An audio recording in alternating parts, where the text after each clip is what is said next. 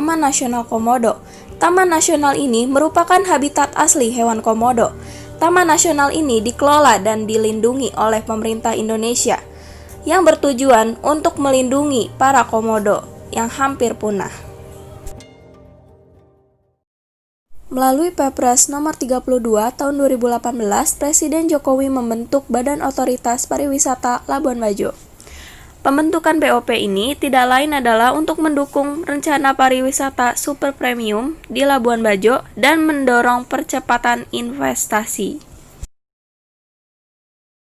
Kehadiran lembaga super ini membawa banyak persoalan dalam 2 tahun terakhir. Proses pembentukannya tidak melalui proses yang demokratis, sementara kewenangannya sangat politis, dengan anggaran yang fantastis. Sementara itu, BPOP juga mengambil alih lahan seluas 400 hektar untuk dimanfaatkan demi kepentingan investasi. Apalagi, BPOP terlibat aktif dalam mengambil kebijakan yang terkait dengan upaya wisata premium dan pembangunan infrastruktur di kota Labuan Bajo.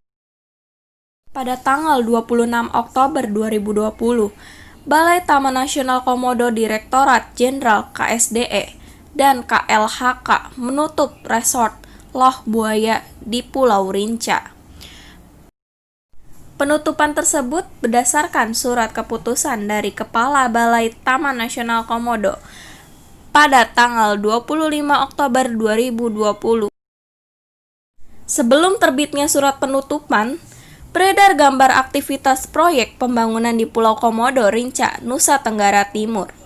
Gambar tersebut pertama kali diunggah di akun Twitter @kawanbaikkomodo pada Jumat 23 Oktober 2020 malam. Dalam foto itu, seekor komodo tampak seperti menghadang sebuah truk membawa material proyek yang sedang berjalan di lingkungan Geopark Komodo. Para peneliti menilai pembangunan ini tidak sesuai dengan nilai konservasi.